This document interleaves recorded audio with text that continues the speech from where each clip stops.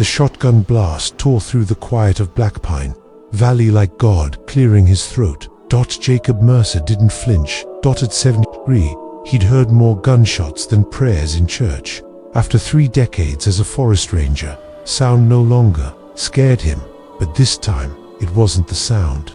It was the silence after Dot and the howl. It wasn't the wild call of a wolf pack. No, this was different, sharper, raw, a scream soaked in grief so deep it froze the air. Jacob didn't think he moved. Boots crunching over November frost, rifle in hand, heart pounding harder than it had in years. That's when he saw her Dot at the tree line, a grey silhouette, standing still like a ghost caught in the last rays of the dying sun. Her eyes locked onto his, amber, intelligent, unflinching. She didn't run from the gunshot, she ran toward it. Then she vanished into the woods. That night, Jacob didn't go inside. Wrapped in his late wife's quilt, rifle across his lap, he sat on the porch like a sentry, told himself it was caution. But the truth tasted bitter. He was waiting, and so was she. At moonrise, the wolf returned, limping now, blood soaking her left flank. She didn't hide in the shadows. She sat, calm and still, just beyond his fence line. Watching, waiting. By the 3rd night, Jacob broke. "All right, you stubborn girl," he muttered. With aching joints and a heart he wasn't sure he could trust, he stepped off the porch. A bowl of venison stew steamed in the cold, placed gently at the top step, water beside it. His wife Miriam's old recipe. The wolf, he'd started calling her ghost, approached slowly, cautiously, like someone who'd been hurt too many times to believe in kindness. That's when Jacob saw it. A collar, faded blue, barely visible beneath her thick coat. Not wild, not free. Someone had loved her once. The next morning, Jacob was at the Blackpine Public Library. The building smelled like lemon polish and old regrets. Ancient history, Marjorie asked, her smile soft and familiar. Something like that. He grunted. Microfilm from 1998, word beneath his fingers. Headlines screamed back at him. Local girl, 12, missing in WODS. Emily Miller. Freckles, blonde hair, gapped smile. She'd gone out to check on her pet dog and never came back. They searched. Days turned into weeks. They found a sneaker, nothing more. Then Jacob found a grainy photo in the next week's edition. Search teams combing the woods. And in the corner, nearly invisible, a wolf pup on a rope leash. Blue collar, same one.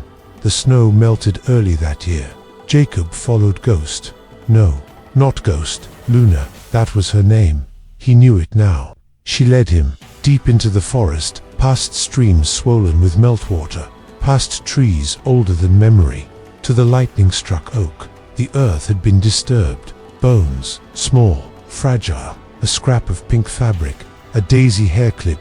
Emily. Jacob fell to his knees, grief old and new, crashing over him like a wave. Luna pressed her head into his hands, her whine the sound of a soul that had waited 16 winters for peace. They held the funeral on what would have been Emily's 28th birthday. The whole town came. Some stayed in the back. Guilt is heavier than any coffin. Luna sat beside Jacob the whole time, head on his knee, unmoving, loyal. That night, by the fire, Jacob found an old Polaroid in the Miller house. Emily, maybe 10 years old, hugging a scruffy wolf pup, grinning like summer would never end. The date, June 10th, 1996. 16 years. Jacob whispered, "You waited 16 years for her." Luna's ears twitched. She heard something, felt something. Jacob stepped outside. The woods stirred. A pack, silent, graceful. Shadows within shadows waited beyond the trees. Luna turned to Jacob one last time, one last look, one last lick to his hand. Then she was gone, back to the wild, back to where she belonged. Jacob didn't stop the tears, because some loves are too big for leashes, too wild for goodbyes. The snow was still holding in the shadows when Jacob poured the last of the stew into the battered metal bowl. Luna hadn't come the night before. He told himself she was just hunting, told himself she didn't owe him anything, but it felt like being stood up by an old friend you didn't know you needed. Jacob stayed out long after the fire died, listening to the trees creak under the cold. His knee throbbed like a drumbeat from some faraway war he'd never fought. Every gust of wind whispered, "Gone, gone, gone." Then, near dawn, he heard it, not a howl, just breathing. She was lying 10 feet away, her coat rimed with frost, head tucked beneath her tail, watching him with one open eye, like a soldier too tired to keep both open. Jacob didn't speak, just nodded and went back inside. He spent the morning digging through boxes in the attic. Miriam had labeled everything. God bless her heart. She'd labeled everything. He found a faded blue first aid kit under camping gear, last used '89, back on the porch. He didn't reach for Luna, just sat with the open kit beside him and let her decide. Took her 3 hours to come close, another hour to lie down. She growled when he touched the matted fur around her wound. He didn't flinch, neither did she. It wasn't a warning, it was memory. Pain. Yeah, he muttered, dabbing iodine on the gash. You and me both. Girl, that night, Jacob brought out Miriam's old journal. The last entry was dated February 6, 1998, just 3 days before Emily Miller disappeared. It wasn't about the girl, not directly. It was about the dog. Saw that wolf dog again today near the creek. Poor thing's too big for a husky, too shy for a stray. I hope whoever owns her keeps her safe. There's been talk at the diner about traps. Jacob's fingers hovered over the ink. Miriam had always noticed things, always felt too much. No wonder he missed her like missing part of himself. The town of Blackpine had a strange relationship with memory. It remembered every fishing season, every snowfall that broke a roof, every scandal with a first name. But the hard stuff, the pain that it buried deep, like it had with Emily. People stopped asking about her after a year. The memorial service turned into an annual potluck. Her photo vanished from the school hallway. Jacob had been there when the last search team packed up. He'd watched Emily's mother scream into the trees, throat raw, voice shredded by wind and grief, but he'd never gone back to that part of the woods. Not until Luna. The next few days settled into a rhythm. Jacob fed Luna every night. Sometimes she came limping, sometimes not. Sometimes she didn't come at all.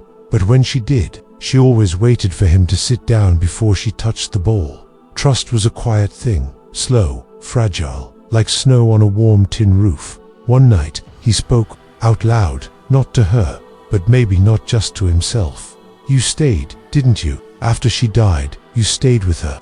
Luna looked at him, but didn't blink, didn't move, just breathed. That was answer enough.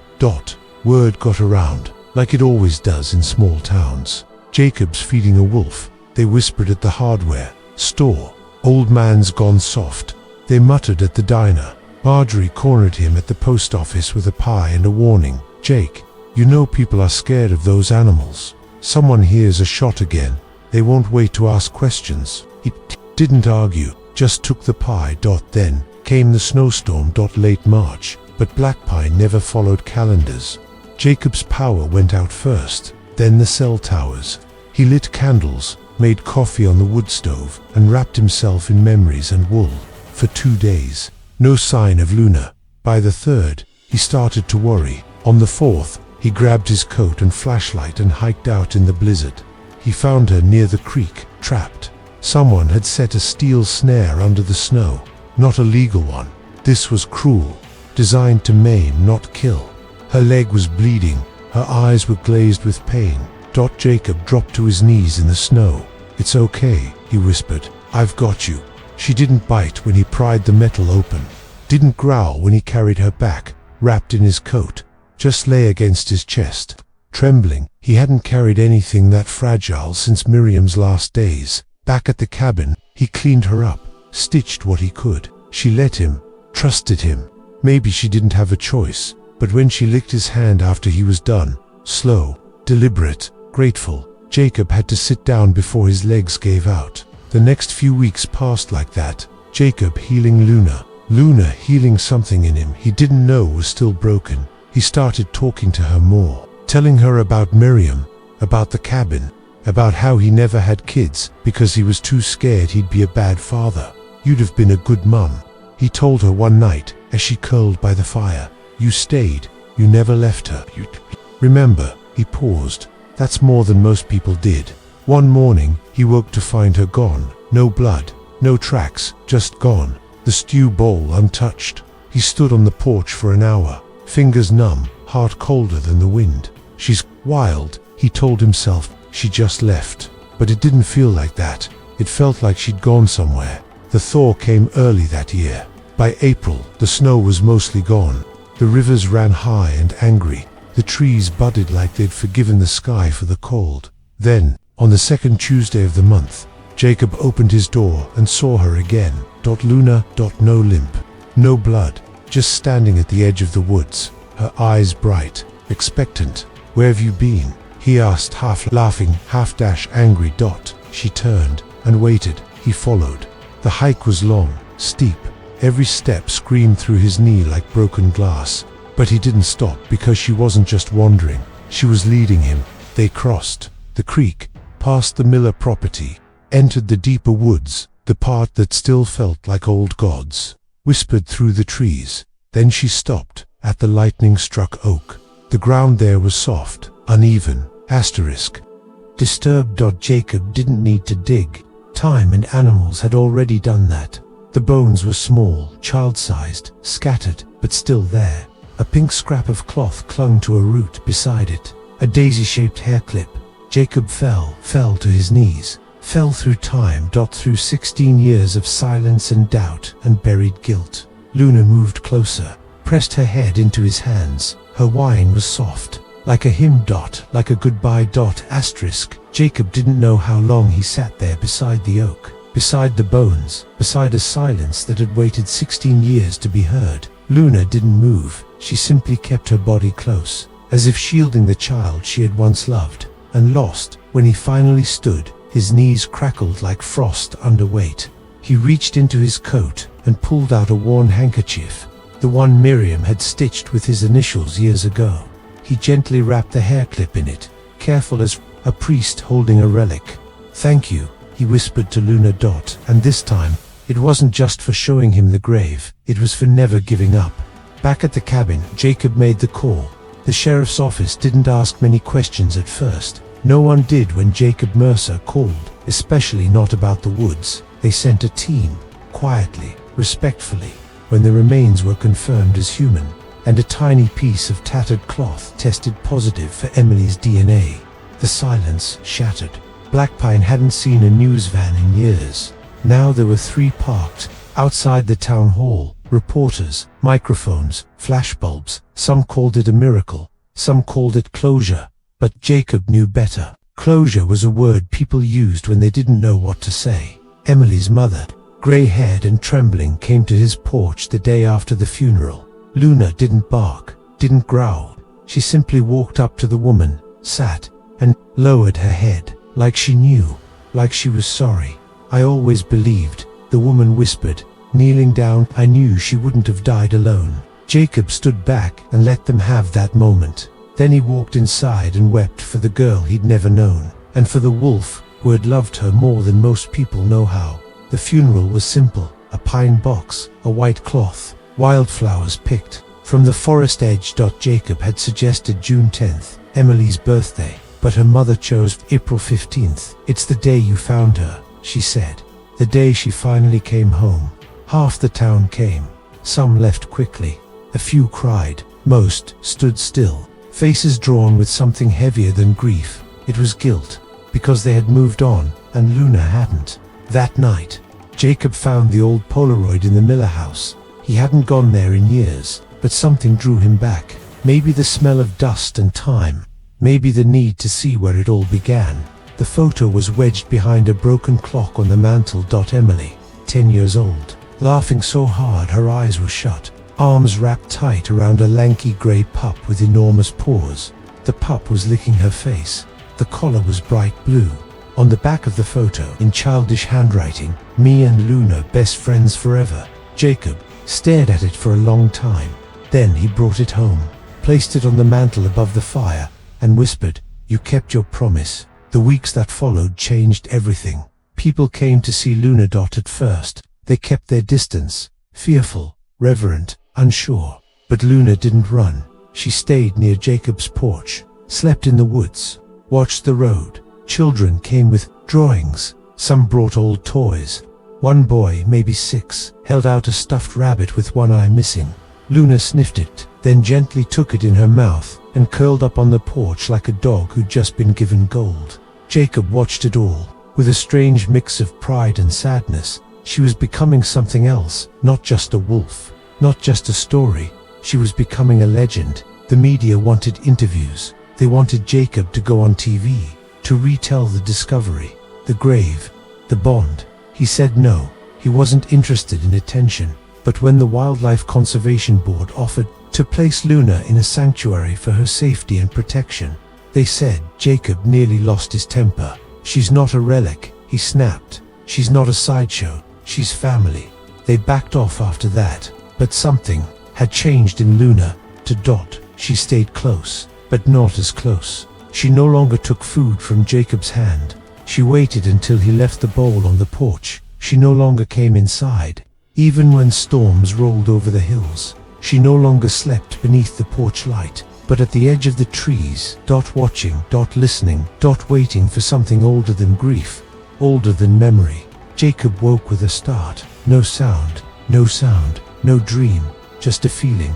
He grabbed his coat and stepped outside. Luna was standing by the fence, and beyond her, shadows moved. A pack. Gray, black, cream, silent, watching. They didn't growl, didn't advance, just waited. Luna turned to Jacob. Their eyes met one last time. She padded forward, licked his hand once, and then, without a sound, she vanished into the trees with her kind. Jacob stood there for a long time, hands trembling, chest hollow. He didn't cry, not right away, because the thing about love, real love, is that it doesn't always end with goodbye. Sometimes it just changes, becomes part of the forest. Part of the wind, part of the silence that lingers after a door closes. The next morning, he found the stuffed rabbit at the edge of the porch, unharmed, left behind, like a thank you, like a gift. A month passed. Then too, Jacob still left food out now and then, not because he expected her, but because love doesn't unlearn itself. And sometimes, when the wind blew just right through the valley, he could swear he heard her howl. Not a scream, not grief, but a song. Summer came slowly that year. The snow lingered on the ridgelines, and the trees were late to leaf. It was as if even nature itself wasn't ready to move on. Jacob's days became quieter. The phone stopped ringing. The letters stopped coming. The world, as it always does, moved on to the next story. But Jacob stayed. His routines grew slower. Mornings on the porch, evening walks that didn't go as far, nights staring into the fire with a mug of tea growing cold in his hand. He didn't talk about Luna anymore. He didn't need to. One August afternoon, Jacob stood before the mirror and didn't recognize the man staring back. His skin hung looser. His cheeks were sunken. His eyes had shadows beneath them that sleep couldn't chase. He tried to button his shirt, but fumbled. His hands shook. The doctor in town used words like congestive and stage 4 and quality of life. Jacob just nodded. When you've buried friends, carried your wife to bed for the last time, and watched a wolf mourn deeper than most humans, you learn that endings aren't something to fear. They're just the final trail marker on a long, beautiful hike he spent that fall preparing, not for death, but for leaving well. He wrote letters to old friends, donated what savings he had to the local wildlife trust, cleaned the cabin top to bottom, even though every motion set his bones on fire. Then he pulled out a yellow legal pad and began the hardest letter of all. It started like this: Dear Luna. He didn't finish it in a day, didn't finish it in a week, but each night, by the oil lamp's soft glow, he wrote. He told her about Miriam, about the child they never had, about the days when loneliness felt like a room without windows, and how she, a creature of fang and fur, had knocked down the wall. He wrote about forgiveness, about the way the town had begun to change, about how even people with small hearts could grow bigger, if given time. He wrote about love, the kind that doesn't ask for anything in return, the kind that stays, even after the footsteps fade. The town wanted to build a statue, a bronze, one big, expensive. Jacob said no. He asked for something smaller, a wooden bench, at the base of the lightning-struck oak, with a plaque that read, "For the one who waited." They agreed. It was unveiled on October 2, ND. No cameras, no speeches, just Jacob, the Miller family, and a few townsfolk who finally understood what it meant to keep a promise. Luna didn't come, but somehow, it didn't feel like she needed to. Winter returned like it always did, fast, sharp, and sure of itself. Jacob's fire burned low most nights. He moved slower, breathed harder. One evening, as the first snow began to fall, he walked to the bench by the oak one last time. The trees whispered above him. The air was still. He sat, pulled the folded letter from his coat, weighed it in his hands like a final truth. Then he placed it on the bench, tucked under a stone. He didn't expect anyone to find it, except her. He didn't come back home that night. They found him the next morning, seated peacefully beneath the tree, eyes closed, a smile on his face, like he was listening, like he could still hear her. They buried him beside Miriam, beneath the pine on the hill behind the cabin. The whole town came. People brought flowers, old friends brought stories. A little girl placed a drawing of a grey wolf at the base of the headstone. It showed Luna with wings, flying that spring. Hikers started reporting strange things near the oak. Gifts left on the bench, small bones, feathers, smooth stones. One day, someone found a rabbit pelt laid neatly across the plaque. Another day, a collar, faded blue. No one saw her again, but those who believed, those who knew, smiled, because some spirits don't vanish. They wait, they watch, they love. Asterisk, asterisk. The letter was found 17 years later, tucked beneath the same flat stone, still folded, still dry, thanks to the natural overhang of the tree's twisted roots and the careful hands that had placed it there. It was discovered by a college student named Alina Reynolds, a nature photographer and amateur storyteller hiking the Black Pine Ridge for her final university project. She almost missed it. She'd only stopped at the bench to rest her blistered heels and drink lukewarm coffee from a flask, but then she saw it. The corner of yellow paper, just visible beneath a layer of pine needles. She picked it up, unfolded it, and began to read. Dear Luna, I never knew how to say goodbye. Maybe that's why I never really tried. You were never mine to keep, but somehow, you stayed. For Emily, for her mother, for something that only animals understand. Loyalty without expectation. You showed me what it meant to stay when others walked away. You waited in the cold, in the dark, through snow and silence and seasons. You waited until someone finally saw you. I hope I did right by you. I hope you knew that I needed you just as much as you needed someone to believe. If you're reading this somehow, somewhere, I hope the wind still carries my voice and the stars still remember your name. And if not, well, maybe someone else will find this letter and believe in you the way I did, and that will be enough. Love always. Jacob Mercer. Alina sat very still for a long time. The woods were quiet, reverent, almost like they too had paused to listen. When she finally moved, she didn't take the letter. She refolded it, tucked it back where it belonged, placed the stone over it like a prayer. Then she took out her camera and snapped a photo of the plaque, for the one who waited, back in town. The locals told her the story. Everyone knew it now. Some told it straight. Others dressed it in legend, adding glowing eyes, howls that summoned lightning. A man who died smiling because he knew his soul had been claimed by a guardian wolf. But Alina wanted the truth. She wanted the girl, the ranger, the wolf. She spent weeks digging through records, reading old microfilm, tracking down the original Polaroid. She even met Emily's mother, now nearly 80, who still placed wildflowers beneath the bench each year on her daughter's birthday. Alina didn't just write the story, she lived it. She slept in the same cabin for 3 nights, heard the same winds, walked the same trail from the porch to the tree line. No wolves came, but on the last night, as snow began to fall, a shape moved at the edge of the woods, just for a moment, just long enough for her heart to race. A shadow, silent, watching. She didn't see a collar, didn't need to. She whispered, "Good girl," and left the door open a little longer than usual. Before going to bed, the story she wrote won her an award, but that wasn't the point. She titled it, "The Wolf Who Waited," and she didn't sell it to any big outlet. She published it for free. on a small site, just stories, just truth. Within a year, it was shared over 1 million times. Comments poured in. I lost my dog 3 years ago. This helped me let go. My father was a ranger too. He died alone. I like to think he had a Luna somewhere. I'll never look at wolves the same way again. But the most common comment, I believe. And so Luna lived on. Not in bronze statues or history books, but in firelight stories, in bedtime whispers, in the quiet ache between grief and memory. Some claimed they saw her or her kin roaming the high ridges of Blackpine Valley under full moons. Others believed she was long gone. But then the letters started. Left on the bench, written by strangers, folded carefully under that same flat stone. Messages to Luna, notes to lost pets, to lost people, to the ones who left too early or never came back. One simply said, I miss you, I hope you waited for me.